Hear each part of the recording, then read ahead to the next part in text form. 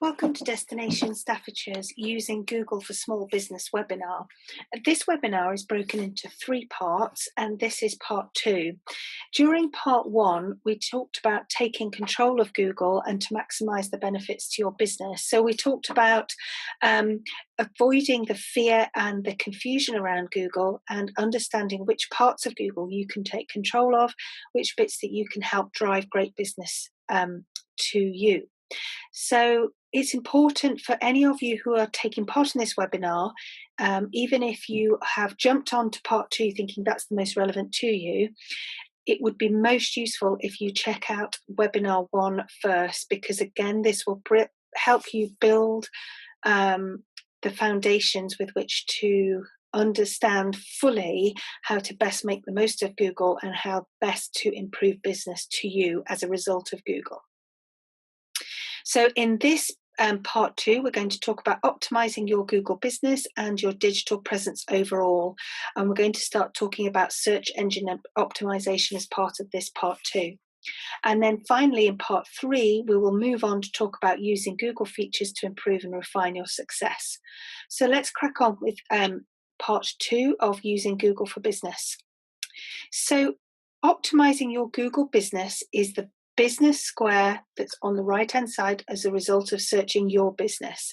This is where Google collates and curates all the information it believes it has on your business to provide a one size fits all encompassing piece of information which is easy to understand and use for the user on Google. And it's also worth noting, we mentioned this in part one, that this Google card or this Google business looks and comes up first on a mobile search. So if somebody has searched the Red Lion Pub, then in your area, and that's you, then the information they get first will be the information within this Google business. So they will be able to click call or directions or find out what the reviews are first. So it is vital that you are in control of this particular piece of information and that you manage it on a day-to-day basis. We also talked about in part one about how to do that. So if you haven't done part one, head back to part one of this webinar and find out how to log into your Google business, how to recover any emails that you no longer use, but you registered your Google business with that and you're confused and you don't know how to claim back the control.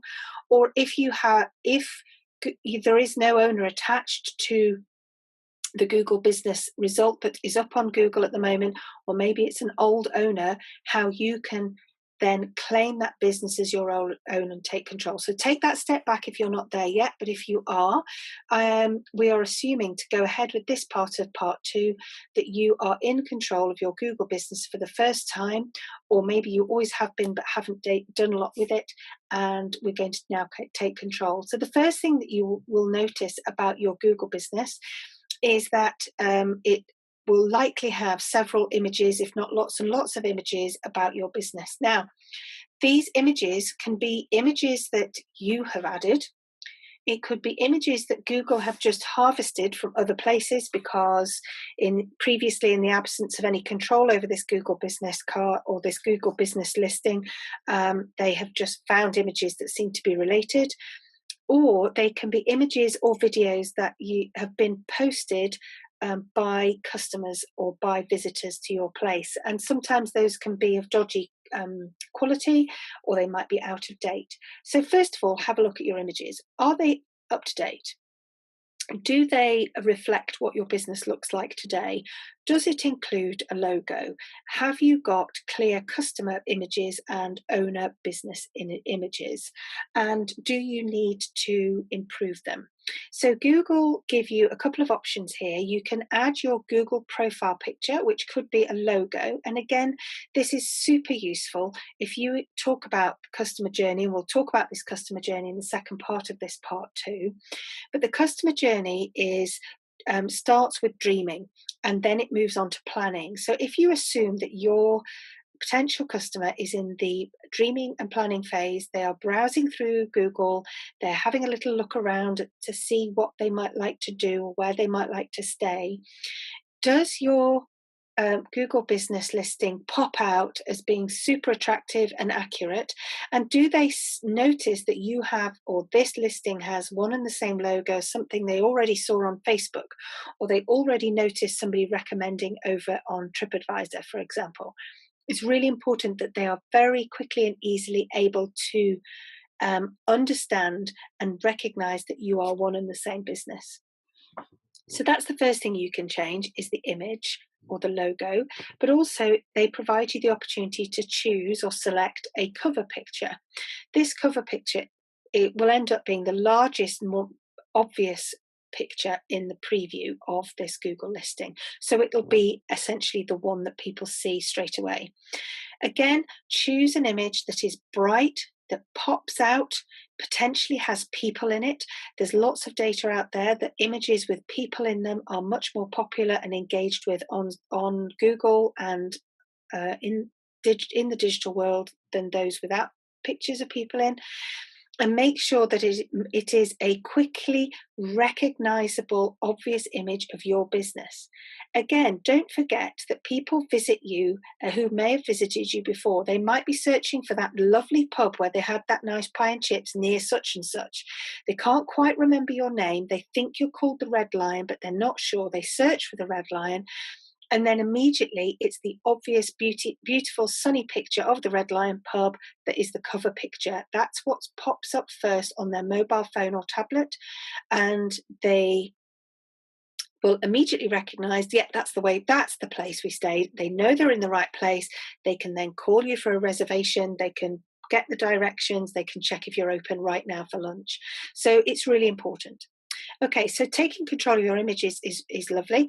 Also, you can't remove images that have been put there by customers, but you can rearrange those images so it's clear which images were taken by you, the owner, and which ones were taken by a customer.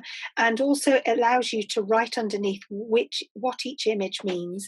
So it is the more images you put up of the business that are more up to date, and if you can get a customer as well and ask a customer to take photos and post them onto Google, which reflect the newly decorated rooms or the updated activities or features of your business, then that will push those older photographs further back down the list and will be much less likely to be seen. So improve the prominence of the best and most up-to-date images on your Google business listing. It goes without saying that accuracy is key here. So check things like your opening times, whether you are closed at certain times of the year or not, whether the location is right, but more importantly, things like parking.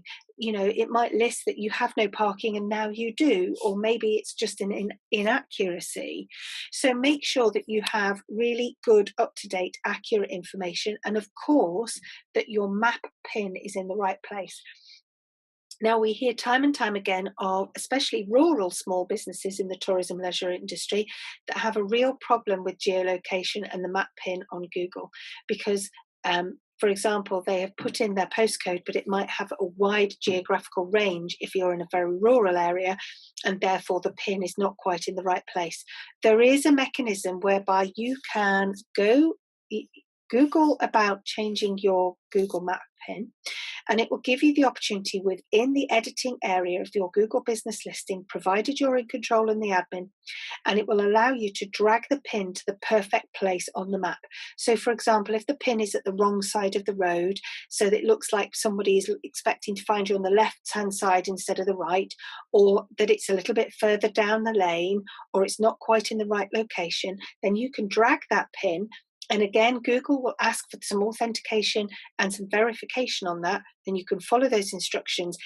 Some of them seem a little bit long-winded and you feel like they'll never work. But in fact, Google does take notice of getting these things right. It does take a little bit of time for them to process the request, but it does happen. So make sure your PIN is absolutely accurate. We also mentioned in part one of using Google that Google are increasingly using artificial intelligence in increasingly sophisticated algorithms to provide the best results to its users. And one of the most popular searches, or one of the most growingly popular searches on Google, is the near me. So somebody is in a town or they're in a village and they are looking for a pub near me now, or a bed and breakfast near me, and so or an attraction near me. And they will search that using GPS. Google will know where they are, and they will provide the results. This is hugely useful way of testing how it responds to that with regards to your business. So go to the area of your business, check on your own phone, search for pubs near me, and make sure that it brings up your pub. Make sure it understands exactly where your location is, what you are, and that those keywords are in there, because it is one of the biggest or one of the fastest growing search terms. And so it's really important that your business copes with that and provides a good result with that.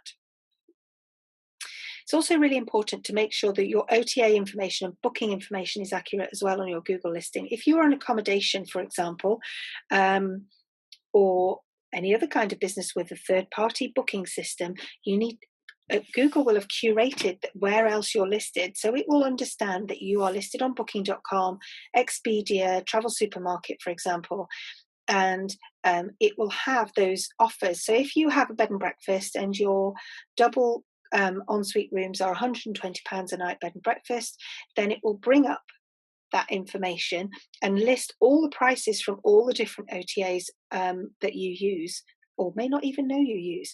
So it will say that it's maybe 123, 122 here, 125 there.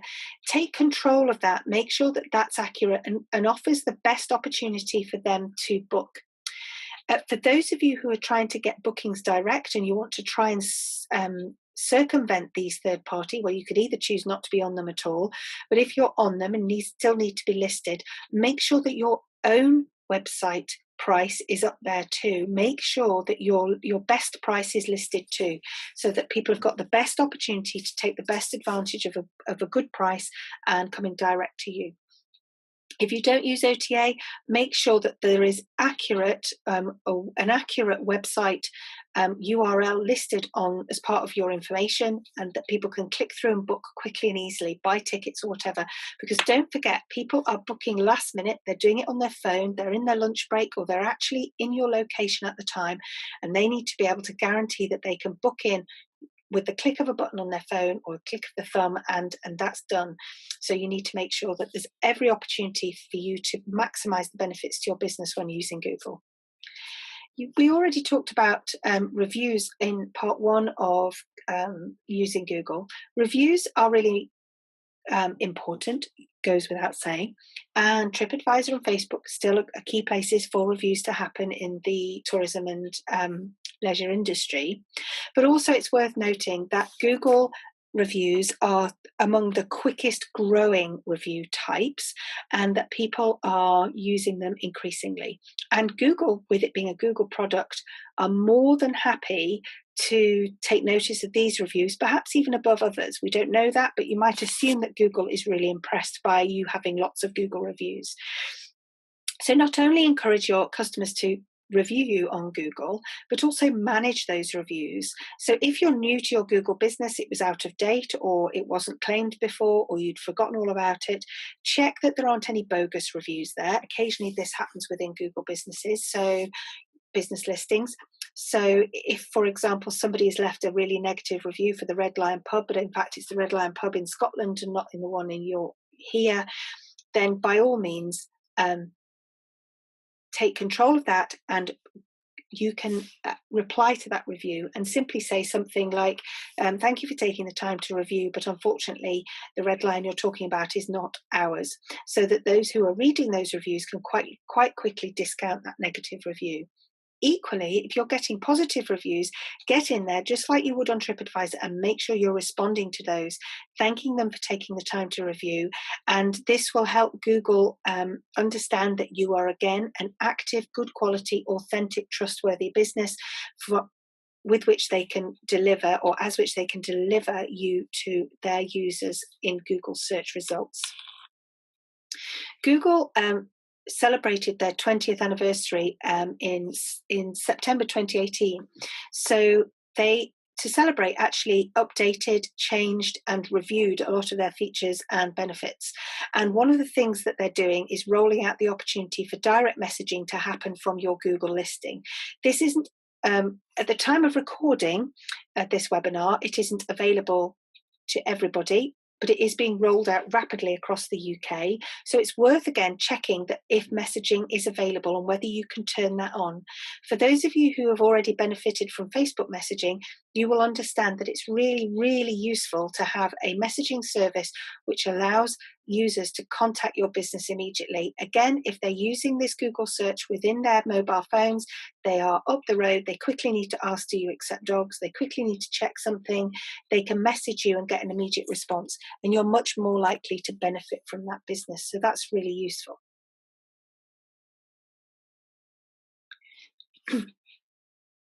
We need to also, we've now checked out about optimizing your Google business listing, and this is something you need to work on an ongoing basis. So keep going back, checking for those reviews, checking for accuracy, checking that Google has curated the right information about your business, that there hasn't been a mistake along the way, and that it still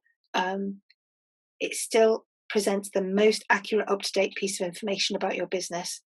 But also looking at the wider Google presence, we need to understand how that is experienced by your potential customers. So focus in on the customer journey and think about the customer journey, and then search through Google to see how that fits. So, for example, your customer journey will start at the dreaming and planning phase. So they'll start by dreaming, and if they're at the dreaming phase and they're simply very casually browsing through the internet, how is your business popping out at them as being inspiring, aspirational, beautiful, stunning, exciting, fun, in the content that is out there on Google about you? Think about the videos, your YouTube, think about your TripAdvisor reviews. Are they good? Think about your Google listing. Does it match up with your website? Does it answer the questions that they are searching for? Equally, if they are in their booking phase and they're getting through to the booking phase, how easy and quick is it for them to be able to book your accommodation or your place or your location experience? Is it quick and simple? Does Google correctly provide this information, and is it part of your Google listing, etc.? And also start to think about how your SEO is going. So your SEO is your search engine optimization. Are all the locations that you are on Google optimized to the best, so that Google fully understands what each bit of content out there is and what it says about you, and does it describe you accurately and properly? And is Google able to read that information easily and quickly, and therefore provide your business as a useful, trustworthy result for any user and a search? So how do I even check my SEO? Well, you can check your SEO is, first of all, consistent. So are the same phrases and keywords being used across all your platforms? Are the same images there? If you're called the Red Lion Stafford, are you called the Red Lion Stafford on Facebook and Twitter and Instagram and on your website and as your main name on your Google listing and on TripAdvisor and on YouTube? Is it listed in the same way? Is it obvious that you are the same Red Lion? Or are you the Red Lion Stafford somewhere and then Red Lion on its own somewhere else, and then Red Lion Staffordshire somewhere else? Because quickly this confuses not only your users, but it confuses Google, because Google isn't sure that you're exactly the same business. And any small change, even within your Google My Business, even things like if you are the Red Lion Stafford on High Street, but you say High ST in your address on your Google listing, but then on your website you are Red Lion Stafford High Street, spelled STREET, then Google still isn't sure that you're one and the same business because there's a different spelling, and it isn't clever enough yet to understand that that's just an abbreviation.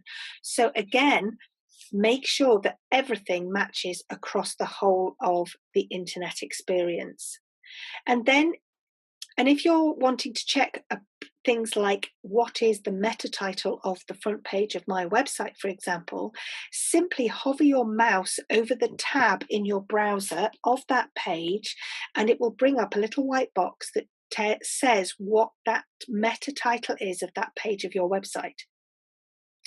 So if it is the homepage of your Red Lion Pub website, then hopefully it says something along the lines of, and obviously this is different for every website, but something along the lines of Red Lion Pub Stafford, and then you might have something like Family Pub or Red Lion Pub Stafford plus restaurant, or Red Lion Pub and Restaurant Stafford, whatever it is, but it will say what it is on the tin. However, if you come across your own website and then it says home, then you need to change the metadata and the meta title of that website. And you can speak to your webmaster about that, because Google will only see that web page as home. It doesn't know where it is, what it is, how it relates to anything else, and it will discount it. So how can you improve your SEO at a very basic level to make immediate change to how Google sees you? One of the first things you can do is do something called alt tag your images. So alt tag means alternative tag. And because Google can't read an image, it knows that there's an image there. So it understands that gap is an image, but it can't read it. Maybe one day it will, but at the moment it can't. So you have to tell it what's in the image. So again, you can do this by hovering over all the images on your website and over the images on your other Google presence area, other platforms and channels, and does it say what that image is on the tin? So does it say Red Lion Stafford, or just does it say blank with nothing? You need to make sure and go through and alt tag every one of your images, because this will suddenly make any website you've got or any digital presence you've got on Google suddenly much more rich in information for Google when it crawls over. Understand what your key search terms are. So like we talked about in part one, when we do a digital audit, think about how people search for your business. And does your website and do your other platforms answer that search? So if people are looking for romantic bolt holes, Staffordshire or Staffordshire Peak District, does your website and do your platforms mention that you are a romantic bolt hole, or do you just say you're a 2-bedroom cottage? You understand the difference. So it's important then that you check that your platforms say what people are searching for. You understand what the search terms are. Are you using those keywords and phrases consistently as well across different platforms? So again, are you saying that you are a romantic bolt hole on every bit of platform you're on Google, or do you only mention that in one place? Again, Google will be confused. And also the other thing that Google are really interested in is how regularly any of your platforms are updated. So it really likes it when you reply to reviews on TripAdvisor or on your Google business listing. It really likes it if you update pages on your website. You can do this easily by having something like a live feed from one of your social media platforms on your page, on your front page of your website maybe, or you could have a blog within your website that gets regularly updated. It really likes to know that a website or any other platforms are being regularly and accurately managed. So you can also check if everything is being updated properly. So those are just some of the ideas about improving your SEO, but obviously you might want to talk to your webmaster about doing that in a more in-depth level. You might like to, if you have a WordPress website, for example, Wix and Squarespace do the same too, but you can have a plugin on your WordPress website called Yoast, which is Yoast, and that will give you a simple traffic light system about how good your SEO is and what it thinks you can do to improve them.